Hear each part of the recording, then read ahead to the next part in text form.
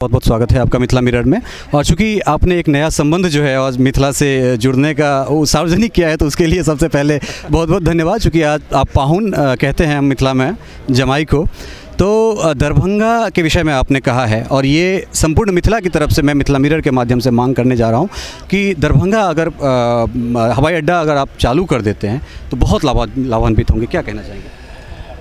मिथिलांचल परिवार का, पूर्वांचल के लोगों का देश के विकास में, नोएडा, ग्रेटर नोएडा के विकास में बहुत बड़ा योगदान रहा है और मैं समझता हूं कि मैं उस परिवार का, मेरी अर्धांगिनी उस परिवार से हैं, उस क्षेत्र से हैं। मैं अधूरा था, उनके आने के बाद मैं पूरा हुआ। और रही बात बिहार के पर्यटन की दृष्टि से, दरभंगा का बहुत बड़ा महत्व है। आज भी हवाई सेवाओं से जितने हम जुड़े हुए हैं, पटना हवाई अड्डा उतना अच्छी तरह से नहीं बना हुआ है। दरभंगा में एक नए हवाई अड्डे के विकास की बात के लिए मैं आपको विश्वास दिलाता हूं कि पर्यटन की दृष्टि से उसका हम पूरा उपयोग कर सकें और किस तरह से दरभंगा के हवाई अड्डे के विकास के लिए मैं अपनी पूरी ताकत के साथ प्रयास करूंगा।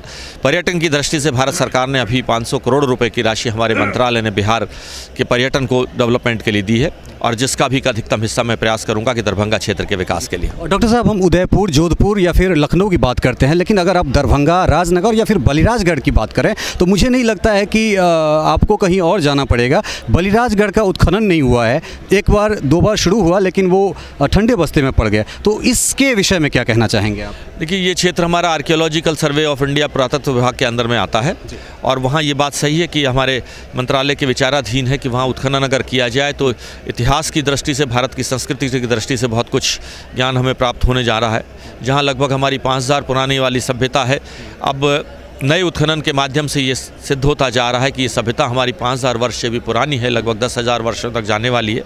मैं आर्कियोलॉजिकल सर्वे के माध्यम से उस क्षेत्र के उत्खनन के विषय के अंदर आगे काम को बढ़ाऊंगा। जी, एक अंतिम सवाल, चूँकि भारतीय जनता पार्टी जो है वो मैथिली के लिए हमेशा से काम करती रही है और इस विषय में हम श्रद्धेय अटल बिहारी वाजपेयी जी का हम नमन करेंगे, उनका जो कृत्य है मैथिली भाषा को अष्टम अनुसूची में डालकर।